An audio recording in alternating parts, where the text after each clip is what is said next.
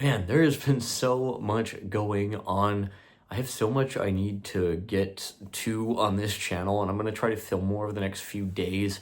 Some really big news that I want to share in a separate video. But as is and where we are, today I wanted to do something rather different. On this channel, I primarily focus on my own perspective and particularly my own disability, that being a visual impairment. And today I want to divert from that just a little bit, talk resources, tools, strategies, anything that you may have for me or for this community about dyslexia specifically. Now, before we get started, I need to get a couple things out of the way. First of all, if you hear a noise in the background, it is my cats attempting to infiltrate the filming room, which is currently a complete disaster, which is why you're not looking at it. And right on cue, here are the cats. Second thing, I am visually impaired. I am not myself dyslexic, so I don't have any profound insight here. But what I do have is lived experience with my own disability, and so the way I approach this is going to be somewhat specific to, I guess, disability as I see it.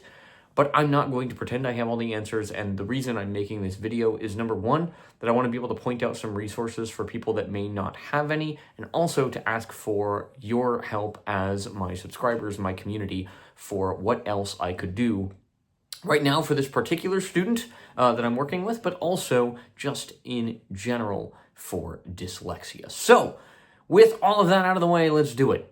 So, for my friends who read print, I want you to take a look at this first image and let me know what this looks like. I will describe it in just a moment, but take a look at this.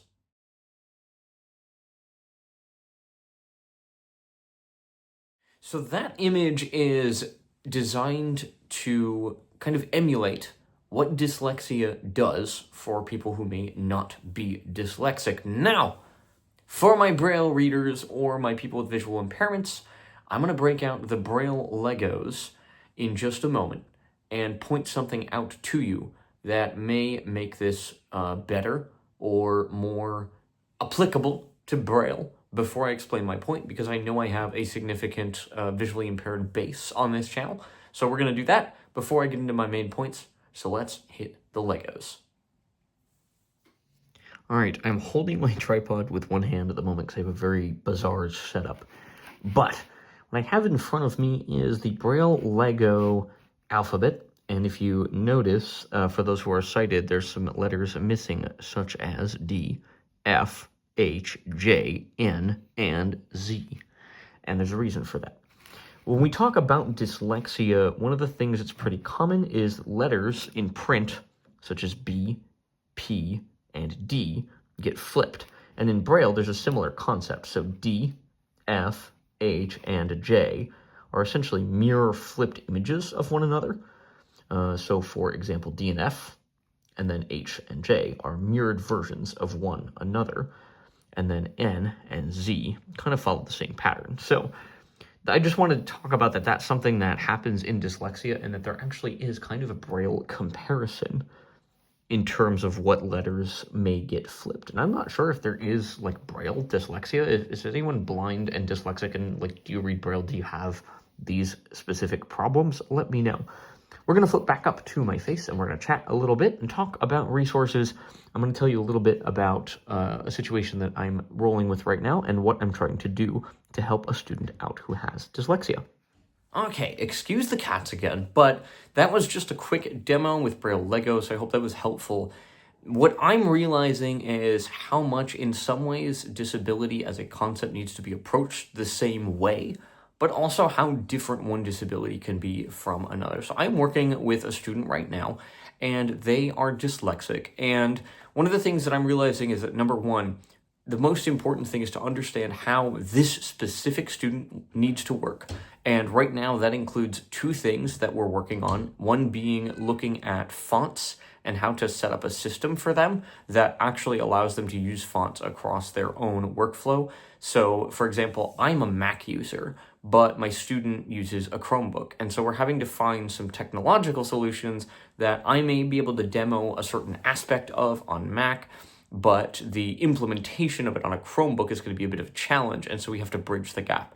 And so what I've been doing over the last day or so is looking up kind of ways to bridge this gap. What I'm going to do is I'm actually going to pull up my laptop, get a really jerry-rigged camera setup of some kind going, and kind of walk you through where I'm at. But before we do that, to me, one of the most important things with disability as a teacher and as someone right now working in youth development is really taking the time to understand each student that I work with. And it doesn't matter to me whether they're blind or, dyslexic or potentially deaf, hard of hearing. It's about knowing what works for you, what doesn't work for you, what's upsetting to you, and what genuinely, when it comes down to it, makes your life easier. Even if it is not something that helps me, or even if, as I'm setting things up to help me, or help you rather, if they're frustrating to me, and I'll get to a good example of that in a moment. But one of the things I'm realizing is it is about streamlining this process, and it's something I'm noticing our public school systems aren't always able to handle. And even though I don't have any kind of certification or qualification to really help this student specifically, I have some experience in that the professor that I was a research assistant for was dyslexic, and so I had a few jumping off points there. And then reaching out to my, social media following, as well as some people that I am networked with professionally, I was able to kind of get a few more jumping off points from there. And then I was like, wait, I have a YouTube channel with like 325 subscribers. Why don't I also reach out here and see if you guys have anything for me? So, quick cut to whatever setup I managed to jerry-rig for myself. Oh, the bizarre things we attempt in the name of content creation. I have turned the background light to purple, and I've also dimmed my screen significantly, so I'm hoping it shows up. I do not have the energy, or quite frankly, the means right now to do like a full screen capture or anything like that. I can't be bothered, so please work with me. But right now, we're looking at a document that I've opened in Pages, in which I have written testing 1, 2, 3, and then testing 1, 2, 3 again. So testing 1, 2, 3 the first time is just as you would write it, and the second time I spaced everything out with all caps in the word testing. And then 1, 2, 3 is on a second line just because size 72. I wanted to make sure this was visible for everybody. So this is the typical font, which appears by default in Pages, which I believe is Helvetica, if I remember correctly. I'm going to go ahead and zoom in. I hope that that doesn't make people ill, because I know that is a thing that apparently happens. It is Helvetica. Helvetica New is the font that is used by default. Now, I went and found a font specifically for dyslexia, and it's called Open Dyslexic. And this was downloadable for, I believe, Mac, Windows, Linux, and something else. I've never put a custom font on my computer in my life because I use a lot more voice-over screen reader, like text-to-speech type things, than I do fonts. And when I do fonts, I usually would do, if I really wanted to read something, I'd go Control-B and make this a little bolder, or I would underline things that are important, that sort of thing. So, but in this case, for this student, I wanted to see if this Open Dyslexic font could be useful for them. So, one other thing I want to talk about real quick is contrast. And now for me, you are looking at my preferred contrast style, which is white text on a black background. I just personally find that it's a lot easier on my eyes. But many people have so many different things, and so some people prefer, you stick with the black background and you go with a different colored text. As an example, if I'm hitting the right button, which I am not, now we are. So we'll change, how about yellow text on a black background? There it is, testing 1, 2, 3 in yellow at the top. Not everybody's thing. I'm going to undo that because I think that's a little rough. And what I found with dyslexia, and this is what I wanted to ask you guys about if you know anything, is that my student prefers a really wacky color combo, and I'll do the one that my professor liked in college, if I'm remembering things right. Shout out to Dr. P, and I don't know if I'm going to get this right, but from what I remember, it was a yellow background. And then that yellow background had upon it text that was black, but am I doing, nope, so we're still white text here. Let's do something about that. So then we're gonna hop. I'm trying to do this through my phone camera, which is incredibly bizarre, so bear with me, folks. But what I notice is that some of the color combinations that end up being preferred, at least in my experience, are definitely not conventional for me. And I actually find color combinations like the one I'm trying to show you here. And I will get there, I promise.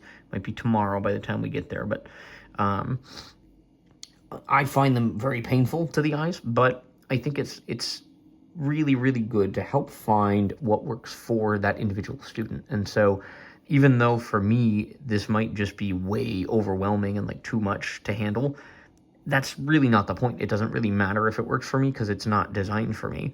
And so for this student in particular, they have a slightly different variant on this. I believe theirs is green, like a light green, but this is black text and a yellow background. Now, so I'm going to leave this as is, as a demonstration more of contrast than font. We're going to hop down here, and I'm going to pop into my actual font selection, which is here. And I need to do some more research on the specific key bindings for these types of things, which I definitely don't have. And so here we go. We're going to hop on down to our O's, and we're going to find, we are so close, Open Dyslexia, or Open Dyslexic, rather. Here it is. So even with, so this is, has now, we have TES on one line, we have TING on one line, we have 1, 2, 3 on one line, 3 different lines for the same set of characters. So if I were to hop down here a little bit and type in our quintessential typing sentence, which is the quick brown fox jumped over the lazy dogs. The sentence uses every word of the alphabet. I now have to scroll up significantly just to get it on here, but the quick brown. And then we go to the next page. Fox jumped over the next page. Lazy dogs. So that's what the font looks like for those who can see it. It spaces out each letter, and then from my understanding, when you get things like the letter B in brown, or the letter D in jumped, the letters are just slightly slanted to mess with, rather, and to lean more off of your pattern recognition when you have dyslexia, instead of trying to actually pick out each individual letter. There's a lot of science and thought that has gone into this font. From my understanding, it is essentially made by people with dyslexia for people with dyslexia. So when we talk contrast, it's something that's really personal. Again, I prefer white text and a black background. My student prefers it like green, like lime green, alien slime colored background. And when I work with them, I'm going to use that color. And then when I edit my own things, I will change it, and then I'll change it back when I send it to them. So it's really not about what works for me. And if you're a teacher, I challenge you to kind of let go of what might work best for you and find what that thing is for your student. Again, apologies for the cats. It's a little bit about dyslexia. What I want to know from you is, if you are someone who's dyslexic, if you know someone who is, what other resources or things have you been in tune with? What do you know about that I do not? Open Dyslexic is something I have seen. We also are looking at a service like Speechify. I think there's one called Helping Bird, or some variant on a helpful bird, that is an extension for Chrome that can help put websites into a more dyslexic-friendly font. So I'm looking at all kinds of options for this student, and I would like to know more, because I think it just gives me more tools in my own personal toolbox to use for various things. So if you have any insight, I would love to hear it. Thank you for checking this out. I hope it was either helpful or potentially you could maybe help me out. And if that's the case, I really encourage you to join this channel with the subscribe button, hit the like, and leave a comment down below. Let me know what you're thinking. I know this is a little bit of a curveball compared to my usual content, but I appreciate you for sticking it out. Thank you, and we'll see you soon. Peace. I know we just wrapped up the video, but I just wanted to add this in post. I shared 2 photos during this video. The first one is essentially a sentence talking a little bit about being able to read something, but all the letters are flipped around and some of them are crossed out. And so it's kind of designed to give sighted people the experience of what it feels like to be dyslexic in how letters are moved around.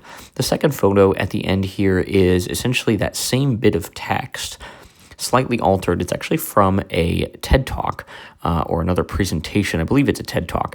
And I pulled those in order to show a little bit about dyslexia, and it was a man who had also created a font that you can find at, or could at that time find at dyslexicfont.com, which I believe may not be a thing anymore, thus my use of Open Dyslexia. Just some description of those images, and with all of that out of the way, we'll wrap it up. Thank you for watching, and we'll see you soon. Peace.